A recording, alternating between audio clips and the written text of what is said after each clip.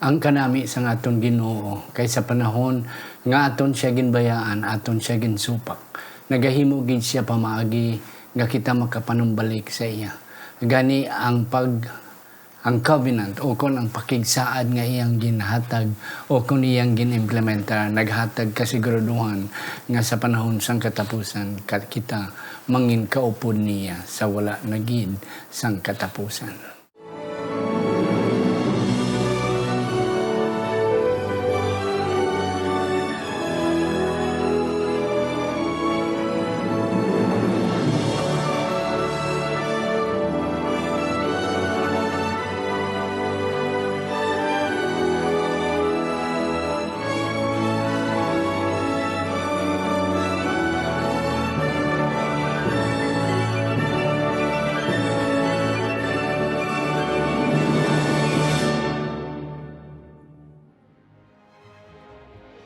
Ang pagtuon subong ang semanal nga pag-usisa, pagtalakay, pag-review o kung pag-siding sa aton leksyon sa eskwela sa Batika kagini ginadala sa inyo sa Media Ministry Department sa aton simbahan diri sa Central Philippine Adventist College, Alegria Murcia, Negros Occidental, Philippines. Ako si Pastor Luisi Tutumadonyo Masonson nga host sa sining aton programa ang Pagtuon Subong. Kag ako nagapasalamat nga may duha kita ka mga bisita karon nga sa Masonson aton naman nakitaan sila diri kag aton sila na kuhaan sa manami nga mga ideya. Ang akon una ipakalala sa inyo si Sir Julius Alonsabi, originally from si Basti Antique, kag siya subong ari na naga-star diri nagapuyo sa CPAC tungod kay siya ang aton isa sa aton mga maestro sa values teacher sa aton academy, both high school, junior and high school department. Kag siya ang aton nga church pastor, chaplain sa aton academy chapel diri sa CPAC. Sir Julius, mayong adlaw sa imo. Mayong adlaw man pastor, kag salamat liwat sining kay gayunan nga makaupod sa imo nga programa. Yes, salamat Sir Julius. Ang ikaduhang akong pakilala sa inyo, siya ang aton professor sa Old Testament Studies diri sa School of Theology sa CPAC, kag mga biblical languages and then mga mission subjects, related subjects, mga kauturan. Siya originally from North Cotabato, kag subong iyang pamilya diri na nag-star sa CPAC tungod nga both sila iyang maasawa, si Ma'am Joy, ang principal sa aton nga academy diri sa CPAC. Sila na subong upod sa ilang duha ka kabataan diri na nagaupod nagapuyo sa CPAC. Pastor Rafael Carado. Pastor, mayong adlaw sa imo. Mayong adlaw man pastor, kag sa tanan nga mga masunsun nga nagasunod sa sini nga programa, akon gid na himamat ang iban sini sa Maaw, akon kamo ginatamyaw mga kauturan sa Maaw kadra sa Ilog Church. Kabay pa ang Dios padalangin sa aton samtang kita magatuon sa aton leksyon. Amen. Thank you, good gentlemen, sa inyong pag-acceptar sa aton invitation. Mga kauturan, sa hindi pa kita magbasa sa aton sadsaran nga teksto. Ako na naitamyawon ining atong mga kauturan dira sa Ilog, mga Ilagison, kag Diasis family, mga Torres family, and other families dira kabay pangang Dios magapakamayo sa inyo. Atong mga kauturan dira sa may Sibasti, sa may Kulasi, sa Sibalom, sa Pandan, sa may Boracay, sa may Katiklan. Kag bisan pa atong mga kauturan dira sa may Aklan, sa Kalibo, sa Tangalan, sa Dapdapis Day Church, sa Amon kamo ginatamyaw, atong mga kauturan dira sa may Northern Capiz. Kabay pang Dios magapakamayo sa inyo tanan. Ako na naitamyawon kag pasalamatan ini nga aton mga sponsors nga kung wala ini sila mabudlay kita nga maghimo sining aton weekly nga programa. Kag akon ginapasalamatan sa una best si Sir and Mrs. Alvin Estrada. Sir, ari na ang imo nga lapil nga imo gindonate the first time nga aton gamiton subong. Kabay pa nga ang Dios magapakamayo sa inyo.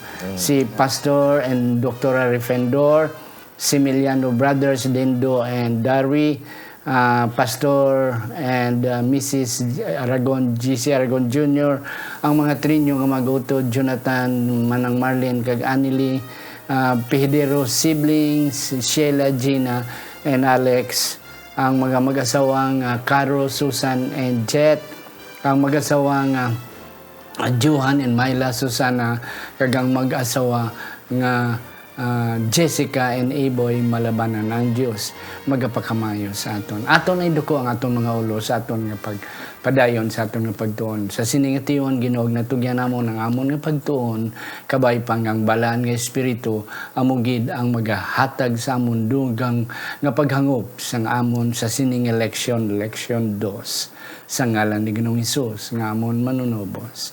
Amen. Amen. Ang aton sadsaran nga teksto akon pangabayon si Sir Julio sa pagbasa sini. Ang aton sadsaran nga teksto makit-an sa libro sang Exodo kapitulo 19 bersikulo 5 nga nagasiling.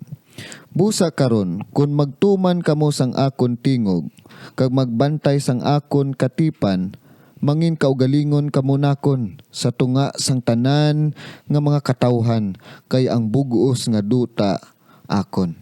Salamat gid, salamat kag kabay pang ang Dios nagpakamayo sa aton sadsaran nga teksto. Sa naligad nga semana mga kautoran ang aton gintunan what happened, anong naitabo nga may naitabo after sa pagpanugas ng Ginoo. Karon sa sining aton leksyon 2 halin sa Abril 3 to Abril 10 Covenant Primer, ang pagbasiog da sining pakigsaad nga ginhimo sang Ginoo sa iyang mga katawhan. Aton matunan ang pakigsaad sang Ginoo sa kay Noah, aton matunan ang pakigsaad sang Ginoo sa kay Abraham, kay Moses, kag ang bag-o nga katipan o kon katipan nga pagabuhaton sang Ginoo o kon ginhimo sa Ginoo sa iyang mga katawan. Akon pangabayon si Pastor Carrado to give us the gist, the view, kung ano ni ang aton masugata sa sining nga semana about the primer of this covenant, katipan o kung pakigsaad sang Ginoo. Yes, Pastor. Ang aton leksyon naghambal nga ang aton tun-an subong nga semana ini isa labang ka summary sang tibuok quarter nga pagatun-an naton may tungod sa covenant o kun pagpakigsaad. Kag ini mahitungod sa mga pipila ka mga covenant nga o pakigsaad nga ginhimo sang Dios parehas sa pakigsaad nga ginhimo niya kay Noah, kay Abraham, kay Moses, kag ilabi na gid sa aton subong nga mga nagapati sa sini nga covenant. Yeah. So amo ini karon pastor ang aton tun-an nga mga pakigsaad medyo daw hapaw lang siling sang aton nga author kay may dalom-dalom nga pagtuon sini sa pipila ka mga leksyon nga mag-aabot. Yeah, salamat gid Pastor Raf nga imo kami gintagaan sang bird's eye view of what we will be expecting this week. Yes, ari kita sa Sunday Sir Julius Covenant Basics. Ano ni ang mga simple nga mga punto mahitungod kabahin sa pakigsad o kung covenant sa English. Ari diri mga kauturan sa Domingo nagapakita pastor sang importansya sang katipan o saad sang Ginoo. Bangod sunod diri ginmensionar ini nga pulong saad o katipan sa 287 kabises sa daan nga katipan pastor. Kung aton makitaan kung ginaliwat-liwat gani na mga kauturan may ara dako nga mensahe ang Ginoo. Kay nahibalaan nato sa nagligad nga leksyon sa dira nga ang tawo nagpakasala pastor nadula ang relasyon. Okay, they have this face to face communication, nadula yadto, nadula ang maayo nga relasyon sang tawo kag sang Ginoo. Busa ang leksyon naton subong ginkaangay siya sang katipan sang mag-asawa nga ang naga-motivate sa ila, hindi bangod sa ginapirsahan ka lang ng mga asawa ka sa isa ka tao, kundi ang motivation amo ang gugma. Kag samtang sila nagigugmanay, nagabuad ini, nagabunga ini sa pagigugmanay. Amo man na ang aton leksyon subong mga kauturan. Yes, salamat Sir Julius. Ang atong leksyon nag-mention 287 times sa Old Testament ang word nga covenant sa Ilonggo pakigsado kung katipan na mentionar. So ang emphasis ni Sir Julius nga may pagka-importansya ini. Yes, Pastor. May ari diri nga mga basics niya about relationship and arrangement. Anong imo mahambal sini Pastor? Sa hindi pa na pastor na ako Yeah. i-discuss no. Ang word nga covenant sa akon man nga pagtuon hindi lamang ini madalom nga may mga kahulugan. Ini may kahulugan man alin man sa pulong nga to cut. Many times in the Bible daw naga pakighati ang dalawa ka party. Oh, okay. Kung for example may covenant sila ng imuon, iserve sila sa pagkaon, maghati sila sa pagkaon. Tungaon nila. Do amo na bala ang meaning sang covenant nga ginahimo. So diri naman sa deeper meaning sang covenant, sumala kay Sir Julius, ang konteksto sini amo ang pag-establish sang Dios sang relasyon liwat sa tao tungod kay nadula ini sa Garden sa Eden. So parehas ini siya sa pag-asawahay o kung covenant sa pag-asawahay nga may ara duha ka klase sumala sa atong leksyon. Amo ang ginatawag nga relationship kag arrangement. Kag when it comes to arrangement, Pastor, may ara ginatawag nga saad. Tatlo ka steps ang iyang agyan. Una, amo ang saad. Sunod, ang magasunod nga obligasyon. Kag ang ikatatlo, amo ang pamaagi. No? Ang means. So, kung ikaw magahimo sa pakigsaad sa isa ka tao, amo ini ang mga proseso, labi na kung babae. Magsaad-saad ka, no, higugmaon ta ka hasta sa way katapusan. Amo man ang tiyak. Pero at the end nga sa dira nga matuman na ining saad, I mean may tabo na ining imong pakigsaad between sa inyo nga duha, it means obligation, Pastor. It means may responsibilidad ka na sa imo nga ginsaadan, kag ang nagsaad may responsibilidad naman sa ginsaadan.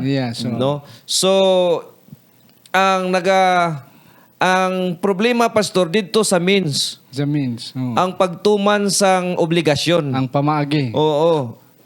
Kung kita sa aton tahanon mag-asawa, damo kita mga saad nga na failure, no, pakyas nga mga saad.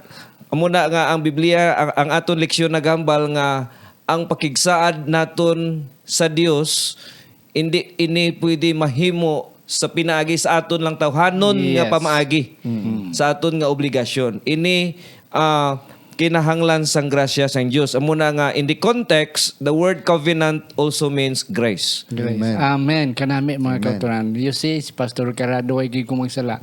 Old Testament siya eh. So, ang hindi naton mahuna-unaan na matungkad niya because they have a good study about it. Mga kauturan kanami isang punto ni Pastor Carado nga ang covenant, it means nga pakigsaad. So ginhimo ni Sir Julius, Pastor Raf, ang example sa mag-asawa nga ikaw magsaad, okay? Tapos nimo saad, you have the responsibility to do what is good for both, for you and the other party. Kagang ikadua, ang katatlo, ang pamaagi kung anuhon mo ang imong nga buhaton, okay? Mapiyong ka, malukso ka, o kung mga trabaho kasing maayo para nga ma-fulfill nimo inang imo pakigsaad nga day hindi ka ginakon niya patrabaho niya. Amo na siya sa mga tawhanon. But what is nice with the covenant of God is that God is immutable. God is powerful. God does not change. He remains forever. What is today, tomorrow, and forever. Amo na sa ato niya ang saad nato nga bulan kahapon subong bituon na lang. Pero sunod nga adlaw kandila na lang. Sunod way na gid, and that's correct. Now, yes, Pastor. Kag ang Old Testament, Pastor, nagahambal nga daw nagasummarize siya bala sang concept sang covenant. Ining tatlo ka ginahambal diri ang promise, ang obligation, kag ang means.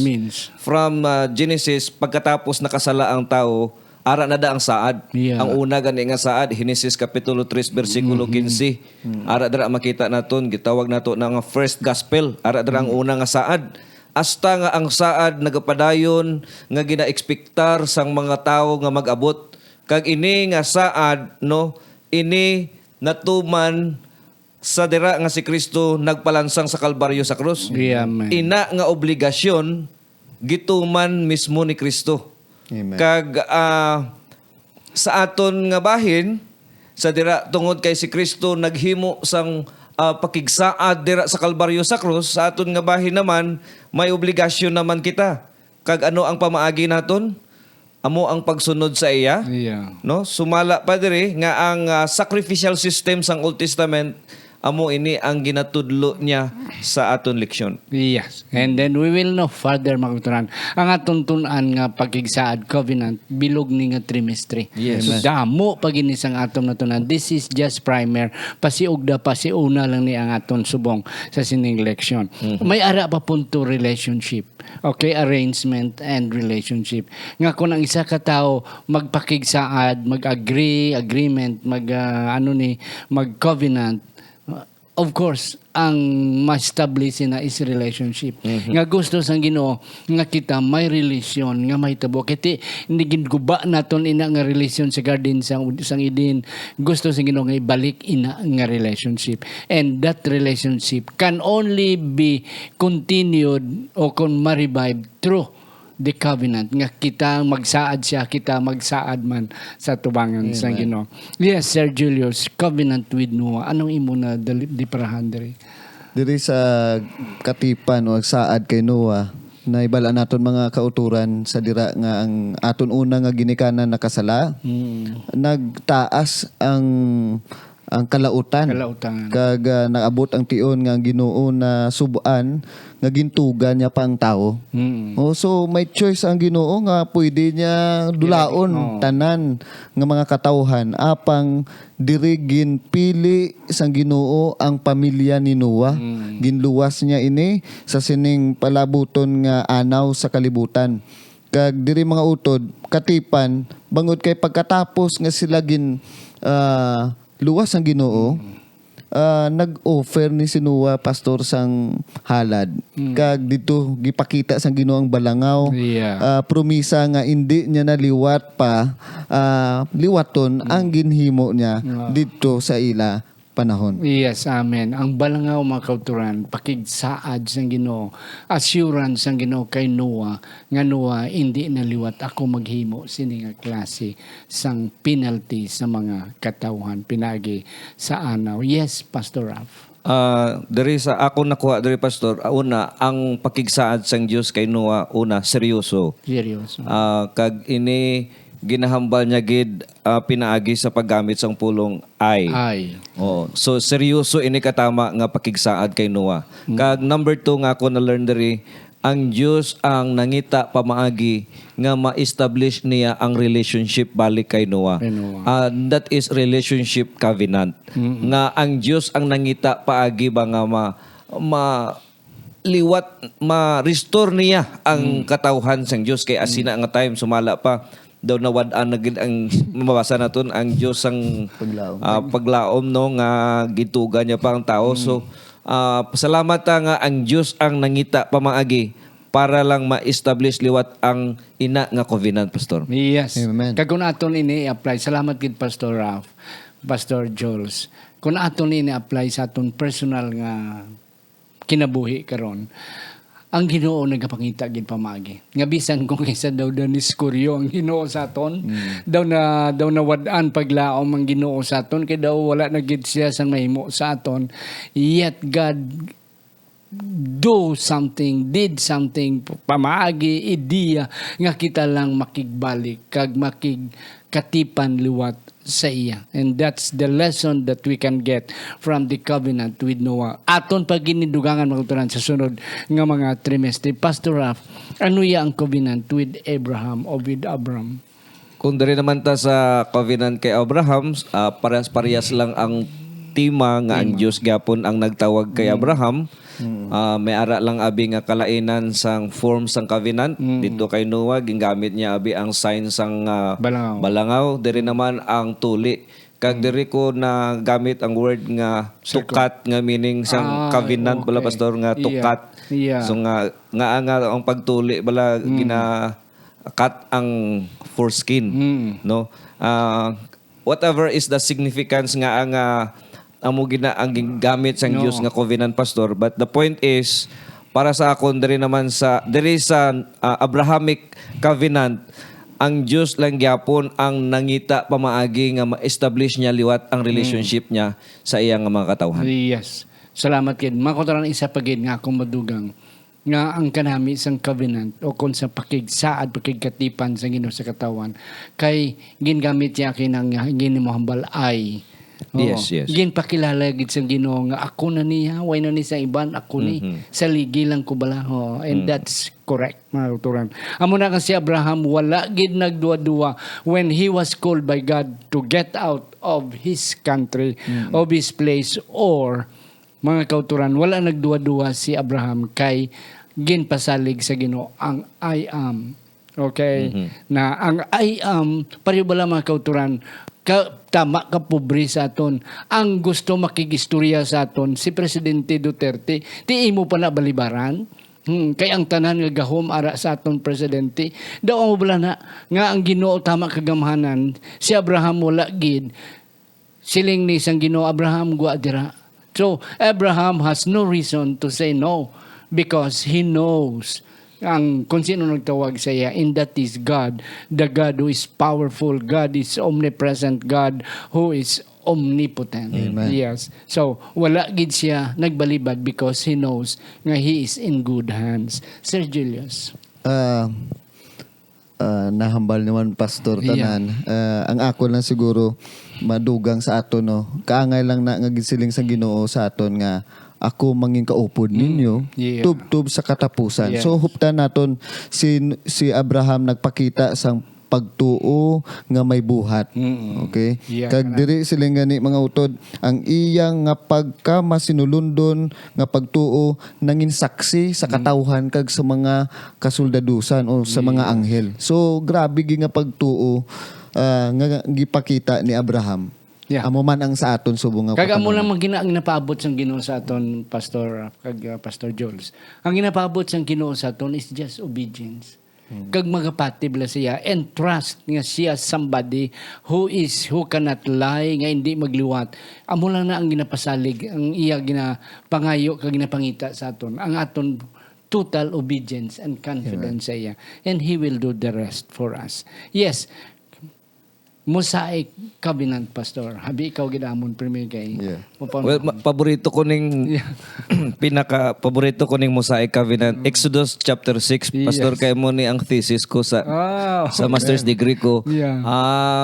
Ari diri, pastor, ang problema diri ginhambal sa 6 versikulo 3 nga ang Dios way nagpakita kay Abraham, Isaac and Jacob by the name Yahweh o kun I am, but rather El Shaddai ang nabalaan ni Abraham, Isaac kag ni Jacob, no? Ginsulban naton ini nga teksto sa pamaagi sa pagtuon sang pulong nga I am o kun Yahweh. Kag ang konteksto naghambal nga si Moses naka-experience siya gid sila sang pinakamalapit nga pakig-upod sang Dios. Kay kung ikumparar nimo dito sa mga katigulangan nila Abraham, Isaac and Jacob.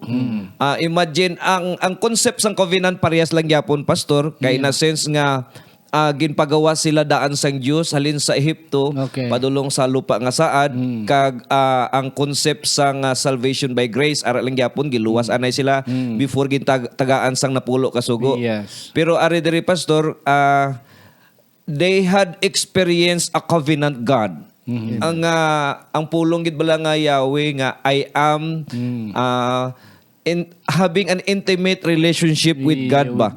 In a sense nga imagine ka 40 ka tuig sila nga nagapanglakatan, upod nila ang Diyos kadadlaw, pinagi sa pillar of clouds during the day, pillar of fire during the night. Yes. And then sa 40 ka tuig gakaon sila, way sila ubra-ubra, kuha lang sila sang Gaulan na kadaga. imagine ka ng 40 ka tuig plus ang ginhambal sa Biblia, pastor, nga waay naupod ang ilang mga bayo, waay nagdaan ang ilang mga sandals sulod sa 40 ka tuig. Wow. So ini nga covenant sang Dios daw pinaka special nga covenant nga ginhimo niya sa mga Israelinhon, pastor ba, in which ang promise ara dira man ang obligasyon, no, pero dirigid ang mga Israelites failure gid sa means. Means. No, means gid kay usually kita nga tao nagasalig gid kitaya sa aton kaugalingon. In which bisan upod nila ang Dios, malipatan nila nga majika mareklamo pa sila. Ngani. Oh. So bisan upod nila ang Dios, kita nila ang Dios kada adlaw in his physical presence, pero malipatan pagyapon nila nga upod. So diri sa means, pastor, gid ang tao bagsak. No? Paano kita magsalig kag magtuman sang aton obligasyon sa covenant naton dira sa Dios. Yes, amen. Mga kauturan, matuod nga bagsak sila ang mga Israelinon during the time of Moses. But later on, we will be able to discover sa sunod naton the new covenant nga ang Ginoo among nagpangita pamagi. Na naman. Nga ako to nga ang aton nga failure. Okay, pinagi sa means o kung ano naton pagtuman ina nga covenant mapunan kag mahimunoon.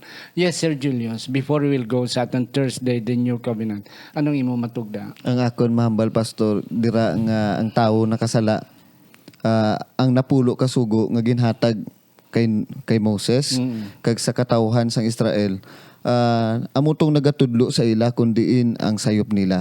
At the same time, God offers them the sacrificial offering plan. So amo na siya ang nagatudlo sa aton nga kung kita makasasala kay hindi naton mahimo, pastor, ining offering nila, ang paghalad nila sa mga hayop, nagatudlo kay Ginoong Hesus nga palabuton nga magaluwas sa aton nga mga sala. Amen. Yes. And that's correct, mga kauturan. Ginibrang pakigsaad naton sa Ginoo. Ang ginapaabot sang Ginoo is atong willingness lang. Kay siya buhaton niya ang tanan para sa aton. Daw pareho ba lang tama gid ka palangga nimo imo nga nobya nga buhaton mo ang tanan nga kung pwede gani imo lang alsawon siya nga hindi siya makatapak sa duta, mga kauturan. Daw amo bala na ang ginahimo. But what one thing good with God nga ina nga sentimento niya hindi na iya magtahaw. Kita yang nga tao halos ta wala hakwaton atong nga nobya pero kung asawa na wala na, layo na lang kayo o basulon pa. But ang Ginoo wala nagaliwat, mga kauturan. He is the same today and yesterday. Yes, Pastor Carado, what is the idea of this new covenant? Well, again, sa sumala sa imo gihambal, pastor, nga up and down ang istorya sang Israel, pero kung imo gid nga subaybayan ang ilang nga istorya, down gid sila sa dira nga na-exile sila sa Babylon, nawala na gani ang pag-exist sang Northern Israel.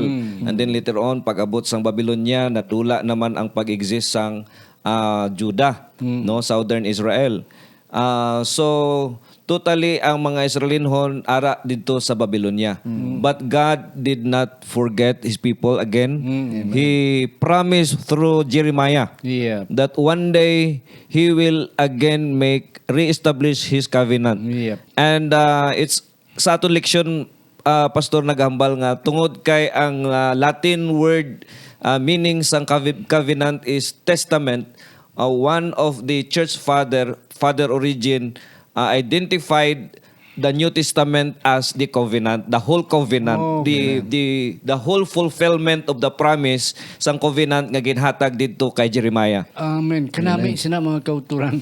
Daw bag-o lang nato na mabatian nga ang fulfillment kali isang mga saad sang una sang Ginoo sa ila is ang fulfillment is the new covenant. As what Father one of our forefathers origin nga ang iyang interpretation, and then ato na ginabaton man nga klase sang ideya. Amen. Nga ang New Testament amo ang fulfillment, amo ni siya ang means, mga kauturan, nga mahimo naton ang aton bahin sa sinang pakigsaad naton sa Ginoo. Yes, Sir Julius. Naibalaan sang Ginoo nga sa piyak nga ano naton sunod sang sugo. Kaimposible gid sa tawo nga malabot niya ini 100%. Yes. Amo na nga diri sa bag-ong katipan sa Ginoo, gi-highlight diri pastor ang bugay. Okay? So ang bugay nga nagadulong sa aton sa kaluwasan. So God send the Holy Spirit to guide us, to comfort us, kag to remind us.